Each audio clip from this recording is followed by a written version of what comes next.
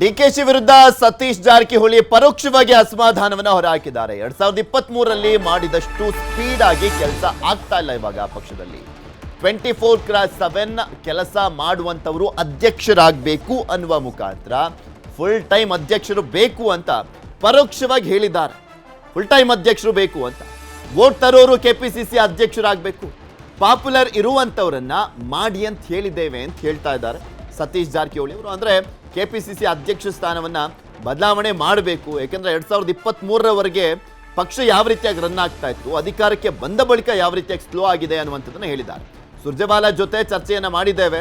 2028ರವರೆಗೆ ಡಿಕೆಶಿ ಅವರೇ ಇರ್ತಾರ, ಅದನ್ನು ಕೂಡ ಸ್ಪಷ್ಟಪಡಿಸಲಿ, ವರಿಷ್ಠರು ತೀರ್ಮಾನವನ್ನ ಮಾಡಲಿ, ನನಗೆ ಕೆಪಿಸಿಸಿ ಅಧ್ಯಕ್ಷರಾಗಿ ಅಂತ ಸಾಕಷ್ಟು ಜನ ಶಾಸಕರು ಒತ್ತಡವನ್ನ ಏರ್ತಾ ಇದ್ದಾರೆ.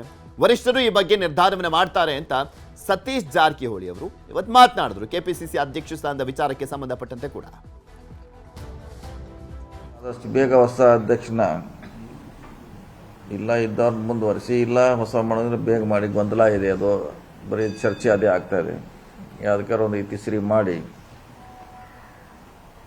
ಹೇಳಿದ್ದೀವಿ, ನೋಡೋಣ. ಇದು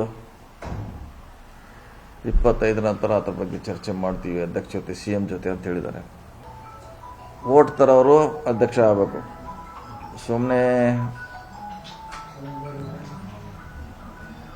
ಆ ಥರ ಆಗಬಾರ್ದಂತ ಮುಂಚೆನೇ ನಾನು ಹೇಳಿದ್ದೀವಿ. ಯಾರು ಅಧ್ಯಕ್ಷ ಮಾಡಿ ವೋಟ್ ತರೋರು ಆಗಬೇಕು, ಪಾಪ್ಯುಲರ್ ಇರಬೇಕು, ಮುಂದಿನ ಚುನಾವಣೆ ನಮ್ಗೆ ಅನುಕೂಲ ಆಗಬೇಕಂತ ಹೇಳಿದ್ದೆ. ನಿನ್ನೆ ಕೂಡ ಅದನ್ನೇ ಹೇಳಿದ್ದೀನಿ ನಾನು ಅಷ್ಟೇ. ಪ್ರಾರಂಭ ಆಗಿಲ್ಲ, ಕೆಳಮಟ್ಟದಲ್ಲಿ ಆಗಿದೆ, ಮೇಲ್ಮಟ್ಟದಲ್ಲಿ ಆಗಿಲ್ಲ. ಮೇಲ್ಮಟ್ಟ ಆಗ್ಬೇಕು. ನೀವು ಹೇಳೋದು ನಿಜ, ಅದು ಕೆಳಮಟ್ಟದಲ್ಲಿ ಚರ್ಚೆ ಇದೆ ಬಹಳಷ್ಟಿಂದ, ಮೇಲ್ಮಟ್ಟದಲ್ಲಿ ಆಗ್ಬೇಕಷ್ಟೇ. ಇನ್ನು ಕಾಂಗ್ರೆಸ್ನಲ್ಲಿ ದಿನವೂ ಕೂಡ ಕ್ರಾಂತಿ ಆಗುತ್ತೆ. ಗ್ರೂಪ್ ಮೀಟಿಂಗ್ ಎಲ್ಲರೂ ಕೂಡ ಮಾಡ್ತಾರೆ, ಮತ್ತೆ ಸಭೆ ಸೇರುವ ಮುನ್ಸೂಚನೆಯನ್ನ ಕೊಟ್ಟಿದ್ದಾರೆ ಸತೀಶ್ ಜಾರಕಿಹೊಳಿ ಅವರು. ಕಾಂಗ್ರೆಸ್ನಲ್ಲಿ ದಿನವೂ ಕೂಡ ಕ್ರಾಂತಿ ಆಗ್ತಾ ಇರುತ್ತೆ, ಗ್ರೂಪ್ ಮೀಟಿಂಗ್ಗಳು ಎಲ್ಲರೂ ಕೂಡ ಮಾಡ್ತಾನೆ ಇರ್ತಾರೆ ಅಂತ ಹೇಳಿದ್ರು. ಎಲ್ಲರೂ ಇದ್ರಷ್ಟೇ ಅಲ್ವಾ ಪಕ್ಷ, ಯಾರೋ ಒಬ್ಬರಿಂದಲ್ಲ, ಶಾಸಕರು ಕಾರ್ಯಕರ್ತರು ಇರಬೇಕು. ಡಿಕೆಶಿಗೆ ಕೌಂಟರ್ ಕೊಟ್ಟಿದ್ದಾರೆ ಸತೀಶ್ ಜಾರಕಿಹೊಳಿ ಅವರು. ತಮ್ಮ ಕೆಪಿಸಿಸಿ ಅಧ್ಯಕ್ಷ ಸ್ಥಾನದ ಆಸೆಯನ್ನ ಕೂಡ ಬಿಚ್ಚಿಡೋದ್ರ ಜೊತೆಗೆ ಫುಲ್ ಟೈಮ್ ಅಧ್ಯಕ್ಷರು ಬೇಕು ಅನ್ನುವಂತ ಅಭಿಲಾಷೆಯನ್ನ ಕೂಡ ವ್ಯಕ್ತಪಡಿಸಿದ್ದಾರೆ. ಹೈಕಮಾಂಡ್ ಮುಂದೆನೂ ಕೂಡ ಹೇಳ್ತಾ ಇದ್ದೀವಿ ಇದನ್ನ ಅಂತ ಹೇಳಿದ್ರು. ಕೆಪಿಸಿಸಿ ಸಾರಥ್ಯಕ್ಕಾಗಿ ಜೋರಾಗಿರುವಂತದ್ದು ಪೈಪೋಟಿ. ದೆಹಲಿಗೆ CM ಮತ್ತು DCM ಹೋಗಿದ್ದಾರೆ. ಮತ್ತು ಕಾಂಗ್ರೆಸ್ ಭವನ ಉದ್ಘಾಟನೆ ಇದೆ, ಅದರ ಜೊತೆಗೆ ಹೈಕಮಾಂಡ್ ನಾಯಕರನ್ನ ಕೂಡ ಭೇಟಿಯಾಗಲಿದ್ದಾರೆ. ಈ ಸಂದರ್ಭದಲ್ಲಿ ಮುಖ್ಯಮಂತ್ರಿಗಳು ಕೆಪಿಸಿಸಿ ಅಧ್ಯಕ್ಷ ಸ್ಥಾನದ ಬದಲಾವಣೆ ವಿಚಾರಕ್ಕೆ ಸಂಬಂಧಪಟ್ಟಂತೆ ಹಾಗೆ ತಮ್ಮ ಆಪ್ತರನ್ನ ಕೆಪಿಸಿಸಿ ಅಧ್ಯಕ್ಷರನ್ನಾಗಿ ಮಾಡುವಂತ ನಿಟ್ಟಿನಲ್ಲಿ ಚರ್ಚೆಯನ್ನ ಮಾಡಲಿದ್ದಾರಂತೆ. ಅದರಲ್ಲೂ ಸ್ಪೆಷಲಿ ಸತೀಶ್ ಜಾರಕಿಹೊಳಿ ಅವರ ಪರವಾಗಿ ಬ್ಯಾಟಿಂಗ್ ಅನ್ನ ಮಾಡ್ತಾ ಇದ್ದಾರಂತೆ ಸಿದ್ದರಾಮಯ್ಯ. ತಮ್ಮನಿಗೆ ಅವಕಾಶ ಗಿಟ್ಟಿಸಲಿಕ್ಕೆ ಮತ್ತು ಒಂದ್ ಕಡೆ DCM DK ಶಿವಕುಮಾರ್ ಅವರ ತಂತ್ರ ಕೂಡ ಇದೆ. ಈಶ್ವರ್ ಖಂಡ್ರೆ ಅವರ ಪರವಾಗಿ ಸುರ್ಜೇವಾಲಾ ಅವರು ಹಾಗೆ ಖರ್ಗೆ ಅವರ ಒಂದು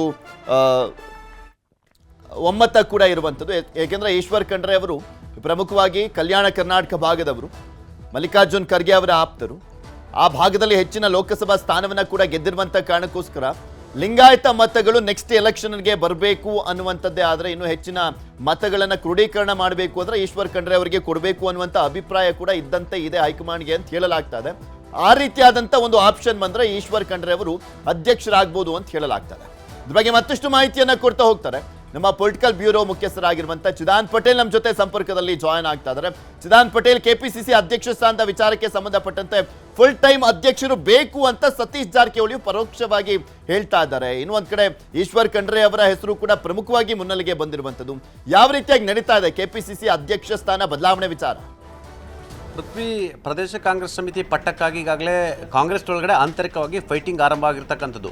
ಈಗಾಗಲೇ AICCಯ ಪ್ರಧಾನ ಕಾರ್ಯದರ್ಶಿ KC ವೇಣುಗೋಪಾಲ್ರವರು ಲೋಕಸಭೆ ಚುನಾವಣೆ ವರೆಗೂ ಕೂಡ DK ಶಿವಕುಮಾರ್ ಅವರು KPCC ಅಧ್ಯಕ್ಷರಾಗಿರ್ತಾರೆ, ನಂತರ 6 ತಿಂಗಳಲ್ಲಿ ಬದಲಾವಣೆ ಮಾಡ್ತೀವಿ ಅಂತ ಹೇಳಿಕೆಯನ್ನು ಕೂಡ ಕೊಟ್ಟಿದ್ದರು.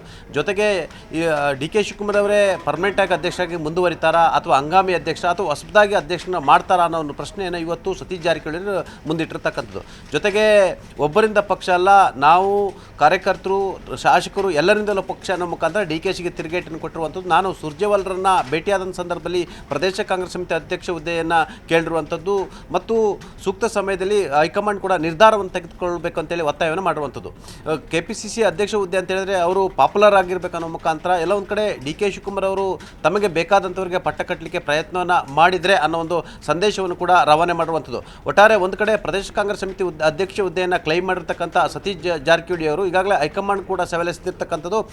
KC ವೇಣುಗೋಪಾಲ್ ಅವರು 6 ತಿಂಗಳಲ್ಲಿ ಅಧ್ಯಕ್ಷನ ಬದಲಾವಣೆ ಮಾಡ್ತೀವಿ, ಹೊಸ ಅಧ್ಯಕ್ಷ ನೇಮಕ ಮಾಡ್ತೀವಿ ಅಂತ ಹೇಳಿದ್ರು ಕೂಡ ಮಾಡಿಲ್ಲ. ಜೊತೆಗೆ KPCC ಅಧ್ಯಕ್ಷರು ಹಂಗಾಮಿ ಅಧ್ಯಕ್ಷ ಅನ್ನೋ ಒಂದು ಮಾತನ್ನು ಕೂಡ ಹೇಳಿರುವಂಥದ್ದು. 2023ರಲ್ಲಿ ಪಕ್ಷ ಸಂಘಟನೆ ಚೆನ್ನಾಗಿ ನಡೀತಿತ್ತು, ಆದರೆ ಈಗ ಪಕ್ಷ ಸಂಘಟನೆ ವಿಮುಖವಾಗಿದೆ, ಅಷ್ಟೊಂದು ಪಕ್ಷ ಸಂಘಟನೆ ನಡೀತಿಲ್ಲ ಅಂತೇಳಿ ಆರೋಪವನ್ನು ಮಾಡಿರ್ತಕ್ಕಂಥ ಸತೀಶ್ ಜಾರಕಿಹೊಳಿ ಅವರು ನೇರವಾಗಿ ಕೆಲವು ವಿಚಾರಗಳಲ್ಲಿ DK ಶಿವಕುಮಾರ್ ವಿರುದ್ಧ ಮುಗಿಬಿದ್ದಿರ್ತಕ್ಕಂಥದ್ದು. ಅಲ್ಲದೆ ಪ್ರಮುಖವಾಗಿ ಅವರನ್ನೇ ಮುಂದುವರಿಸ್ತಿರಾದರೂ ಕೂಡ ಅದನ್ನಾದರೂ ಘೋಷಣೆ ಮಾಡಿ ಅಂತೇಳಿ ಹೈಕಮಾಂಡ್ಗೆ ಸವಾಲನ್ನು ಎಸ್ತಿರ್ತಕ್ಕಂಥದ್ದು. ಒಟ್ಟಾರೆ ಸುರ್ಜೇವಾಲರವ್ರನ್ನ ಭೇಟಿಯಾದ ಸಂದರ್ಭದಲ್ಲಿ ಕೂಡ ತಾನು ಕೂಡ KPCCಯ ಅಧ್ಯಕ್ಷ ಹುದ್ದೆಯ ಆಕಾಂಕ್ಷಿ ಆಗಿದ್ದೇನೆ ಮತ್ತು 50ಕ್ಕೂ ಹೆಚ್ಚು ಶಾಸಕರು ನನ್ನ ಪರವಾಗಿದ್ದಾರೆ ಎಂಬ ಮಾತನ್ನು ಕೂಡ ಹೇಳಿರುವಂಥದ್ದು. ಇದೀಗ KPCC ಅಧ್ಯಕ್ಷ ಹುದ್ದೆಯನ್ನು ಬದಲಾವಣೆ ಮಾಡಲೇಬೇಕಂತೇಳಿ ಸತೀಶ್ ಜಾರಕಿಹೊಳಿ ಅವರು ಒತ್ತಾಯ ಮಾಡಿರುವಂಥದ್ದು. ಇದು ಮತ್ತೊಂದು ಕಾಂಗ್ರೆಸ್ ಒಳಗಡೆ ಮತ್ತೊಂದು ರಾಜಕೀಯ ತಿರುವಿಗೆ ಕಾರಣ ಆಗುವ ಸಾಧ್ಯತೆ ಇರುವಂಥದ್ದು. ಪೃಥ್ವಿ. ಓಕೆ, ಧನ್ಯವಾದ ಚಿದಾನ್ ಪಟೇಲ್ ನಿಮ್ಮೆಲ್ಲ ಮಾಹಿತಿಗಾಗಿ.